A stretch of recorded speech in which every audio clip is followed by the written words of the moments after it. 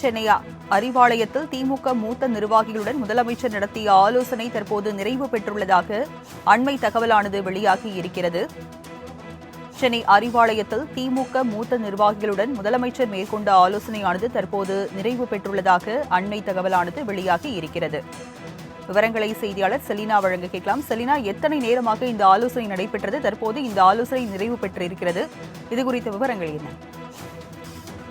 சென்னை அண்ணா அறிவாலயத்தில் திமுக தலைவரும் தமிழக முதலமைச்சருமான மு.க.ஸ்டாலின் தலைமையில் சரியாக 12 மணி அளவில் ஆலோசனை கூட்டம் என்பது நடைபெற்றது. குறிப்பாக மூத்த நிர்வாகிகள் அனைவரும் இந்த ஆலோசனை கூட்டத்தில் பங்கேற்றிருந்தார்கள். திமுகவின் பொதுச் செயலாளர், துணை பொதுச் செயலாளர்கள், பொருளாளர்கள் உள்ளிட்டோர்கள் இந்த ஆலோசனை கூட்டத்தில் பங்கேற்றிருந்தார்கள். அதே போல அமைச்சர் உதயநிதி ஸ்டாலினுக்கு துணை முதலமைச்சர் பதவி வழங்குவது தொடர்பாக ஆலோசனை கூட்டம் என்பது நடைபெற்றிருந்ததாக தகவல் வெளியாகி இருந்தது.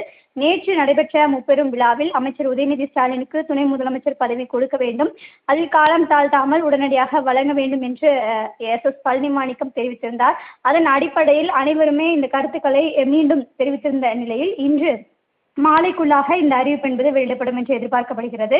இந்த ஆலோசனை கூட்டம் என்பது சுமார் 1 மணி நேரத்திற்கும் மேலாக முதலமைச்சர் மு.க.ஸ்டாலின் தலைமையில் நடைபெற்றிருந்த நிலையில் தற்பொழுது ஆலோசனை கூட்டம் என்பது நிறைவு பெற்றிருக்கிறது. இன்று மாலைக்குள்ளாக அமைச்சர் உதயநிதி ஸ்டாலினுக்கு துணை முதலமைச்சர் பதவி கொடுப்பது தொடர்பாக அறிவிப்பு என்பது அதிகாரப்பூர்வமாக வெளியிடப்படும் என்று எதிர்பார்க்கப்படுகிறது. இது தொடர்பான ஆலோசனை கூட்டம் என்பது அண்ணா அறிவாலயத்தில் தற்பொழுது நடைபெற்று முடிந்திருக்கிறது.